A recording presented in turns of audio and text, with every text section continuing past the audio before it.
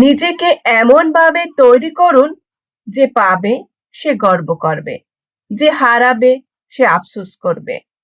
সৌন্দর্য মানে নগ্নতা নয়, শিক্ষা মানে ইংরেজি নয়। নিজের স্ত্রীকে সম্মান করুন, শুধুমাত্র দুমুঠো ভাত কাপড়ের জন্য সে তার বাবা মাকে ছেড়ে আসেনি। আমরা এমন এক দেশে বাস করি যে দেশে প্রায় সবাই মা পাগল, অথচ বৃদ্ধাশ্রমের শেষ নেই।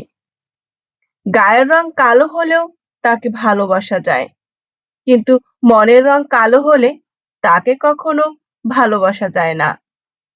যারা ক্ষমতার প্রভাবে মানুষকে মনে করে পণ্য, তাদের স্বভাব চরিত্র অনেকটাই হয়ে ওঠে বন্য। তেল মেরে উপরে ওঠা যায়, তবে বেশিক্ষণ স্থির থাকা যায় না। পরিশ্রম করে নিজের যোগ্যতায় উপরে উঠুন, আপনার স্থায়িত্ব নিশ্চিত। অনেকেরই বাবার রেখে যাওয়ার সম্পদ মনে হতে পারে অল্প, কিন্তু এগুলোই আপনার বাবার হাজার ফোঁটার ঘামের ভেজা গল্প।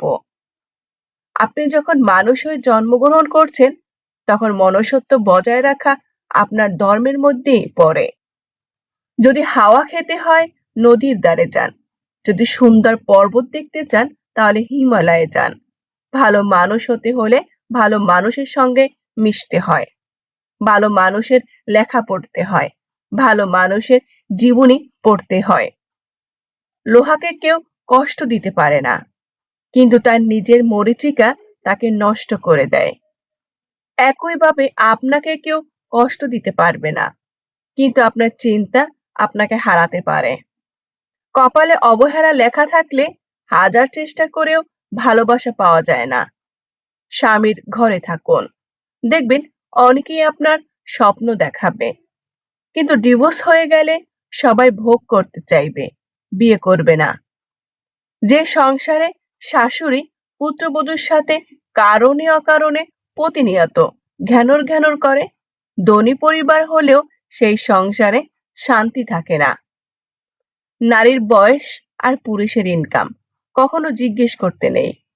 আর সবচেয়ে বড় কারণ বোধহয় এটাই, নারী কখনো নিজের জন্য বাঁচে না, আর পুরুষ কখনো নিজের জন্য খাটে না। কেউই ব্যস্ত নয়। যার আপনাকে যতটা প্রয়োজন সে আপনাকে ততটাই গুরুত্ব দেবে। মা সবার অভাব পূরণ করতে পারে, কিন্তু মায়ের অভাব কেউ পূরণ করতে পারে না। জগতে কোনো সম্পর্কই স্থায়ী নয়। একদিন না একদিন সব সম্পর্ক ছিন্ন হয়ে যাবে, মৃত্যুই তার আসল প্রমাণ। জামা কাপড় আর রিলেশনের মধ্যে মিল একটাই, পুরনো হলেই অবহেলা বাড়ে। আসলে স্বামীর চেয়ে আপন কেউ হয় না। নির্দিষ্ট একটা বয়সের পর বাবা মার কাছেও মেয়েরা বোঝা হয়ে যায়, কিন্তু স্বামী নামে মানুষটা আমৃত্যু পরিশ্রম করে যায় স্ত্রীকে ভালো রাখার জন্য। বাচ্চাদের হারাতে শেখান, হেরে আবার দৌড়াতে শেখান। দৌড়াতে গিয়ে পাশের বন্ধু হোঁচট খেয়ে পড়ে গেলে টেনে তুলতে শেখান। ভাগাভাগি করে খেতে শেখান, বন্ধুর পাশে থাকতে শেখান। অন্যায় করলে শাস্তি দিন, প্রাপ্তি বুঝুক, অর্জন করা বুঝুক, সম্পত্তি আর সম্পদের পার্থক্য বুঝুক। পৃথিবীতে একটাই মাত্র হোটেল আছে যে হোটেলে থাকা খাওয়ার বিল দিতে হয় না, সেটা হলো মা বাবার হোটেল। আক্ষেপের বিষয় হলো হোটেলের মালিকানা যখন ছেলে পায়, তখন অধিকাংশ মা বাবাই সেই হোটেলে থাকা খাওয়ার অধিকার হারিয়ে ফেলেন, যা মোটেই কাম্য নয়। মেয়েদের সবচেয়ে বেশি আনন্দ হয় যখন ঝগড়াতে স্বামীকে হারাতে পারে। স্বামী পরাজিত মুখ স্ত্রীর কাছে যুদ্ধ জয়ের মতো। ছাত্র যদি ভালো হয়, স্কুল কোনো সমস্যা নয়। নামি দামি স্কুল যত, অহংকার মনে বাড়ায় তত। প্রাথমিকে যারা পড়ে তারাই কিন্তু দেশটা গড়ে। টাকা একটাই কথা বলে, যদি আজ তুমি আমাকে বাঁচিয়ে রাখো, তাহলে আমি তোমায় কাল বাঁচাবো। যথাসম্ভব শান্ত থাকার চেষ্টা করুন এবং অল্প কথা বলুন। আপনার হৃদয় দেখবেন নীরবতা আসবে, আপনার মন প্রশান্তিতে ভরে উঠবে। বয়স যতই হোক আনন্দ করতে ভুলবেন না। কেউ বয়সে বড় হয় না, মনে আনন্দ খুশি না থাকলে কম বয়সেও বৃদ্ধ হয়ে যায়। যখন মানুষ চিনে যাবেন তখন মানুষের সাথে মিশতে ইচ্ছে হবে না। আপনি মরার পর কেউ আপনার চেহারা নিয়ে আলোচনা করবে না, আলোচনা করবে আপনার উত্তম চরিত্র নিয়ে। তাই চেহারা নয়, আপনার চরিত্র সুন্দর করুন। প্রদীপ কখনো নিজের সম্বন্ধে বলে না, তার প্রকাশিত আলোই তার পরিচয় দেয়। ঠিক তেমনি আপনি আপনার সম্বন্ধে অন্যর কাছে কিছু বলতে যাবেন না, শুধু ভালো কর্ম করে যান, কর্মই আপনার পরিচয় দেবে। জীবনের প্রথম প্রেমটা সবসময় রিয়েল হয়, কিন্তু সেটা ভুল সময় আর ভুল মানুষের সাথে হয়।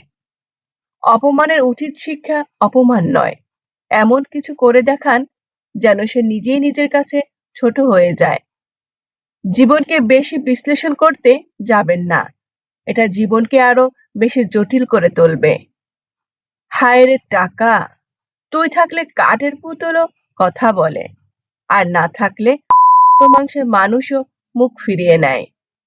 মানুষ একাকী বেঁচে থাকতে পারে না, কারণ মানুষ সামাজিক জীব। তাই প্রায় প্রত্যেক মানুষেরই সঙ্গীর প্রয়োজন হয়। বাবারা কখনো মাথার ঘাম পায়ে ফেলে উপার্জন করার কষ্টে কাঁদে না, বাবারা তখনই কাঁদে যখন দেখে তাদের উপার্জিত অর্থের দ্বারা সন্তানদের মানুষ করতে গিয়ে ব্যর্থ হয়েছেন, অথবা সন্তানরা মানুষের বদলে অমানুষ হয়েছে। মানুষ সব সহ্য করতে পারে, কিন্তু ভালোবাসা মানুষকে অন্য কারোর সাথে সহ্য করতে পারে না। টাকা দিয়ে সবকিছু কেনা গেলেও যোগ্য সম্মান আর খাঁটি ভালোবাসা কখনো কেনা যায় না। অভাব, সময় আর পরিস্থিতি জীবনের সব থেকে বড় শিক্ষক। অভাব বুঝিয়ে দেয় প্রয়োজনীয়তা, সময় বুঝিয়ে দেয় আপনার অবস্থান, আর পরিস্থিতি বুঝিয়ে দেয় আপনার দুর্বলতা। আপনার উন্নতিতে যারা হিংসে করে, খোঁজ নিয়ে দেখেন তারা বেশিরভাগই আপনার পরিচিত মুখ। কেউ কারোর জন্য মরে না, সবাই ঠিকই বেঁচে থাকে। জীবন চলে যায় জীবনের নিয়মে, শুধু মরে যায় ভালোবাসা, প্রতিশ্রুতি আর সাজানো স্বপ্নগুলো। খুব কষ্ট হয় যখন কাছের মানুষগুলো পরিস্থিতি না বুঝে ভুল বোঝে। মেয়ে অসুস্থ হলে তখন মনে কষ্ট হয়, আর বৌমা অসুস্থ হলে তখন সেটা নাটক মনে হয়। সবাই লড়ে সবার মতো, সবাই সাজে শূন্য, আলাদা শুধু অস্ত্রগুলো, আর কারণগুলো ভিন্ন। যদি আপনি কাউকে সম্মান করতে না পারেন, তাকে অসম্মান করবেন না। যদি আপনি কাউকে উপকার করতে না পারেন, ক্ষতি করবেন না। আর যদি আপনি কারো জীবনে হিরো হতে না পারেন, কখনো তার জীবনে ভিলেন হবেন না। একজন মানুষ জন্মগতভাবে নয়, কর্মের দ্বারা মহান হয়। সমাজ যতই চরিত্রের কথা বলুক, মানুষ তো আজও সুন্দর চেহারাই খোঁজে। আমরা শুধু মুখে বলি, চিন্তা করে কেউ উপলব্ধি করে না। আজকে মরলে কালকে 2 দিন। ভদ্র ও নম্র ব্যবহার করলে মূর্খ ভাবে দুর্বল, কিন্তু তারা আসলে জানে না এই গুণটি অর্জন করা কতটা কঠিন। যে আপনার নীরবতার ভাষা বোঝে না, সে আপনার চিৎকারের ভাষাও বুঝবে না। আমরা প্রত্যেকই যোগ্য ব্যক্তি খোঁজার চেষ্টা করি, কেউ যোগ্য হওয়ার চেষ্টা করে না। মেয়েদের ভবিষ্যৎ কেমন কাটবে এটা টাকার উপর নির্ভর করে না, এটা নির্ভর করে একজন ভালো স্বামীর উপর। একটা কবরের পাশে লেখা ছিল, হে পথিক, একটু দাঁড়াও। আজ তোমরা যেভাবে আছো, গতকাল আমরা সেভাবে ছিলাম।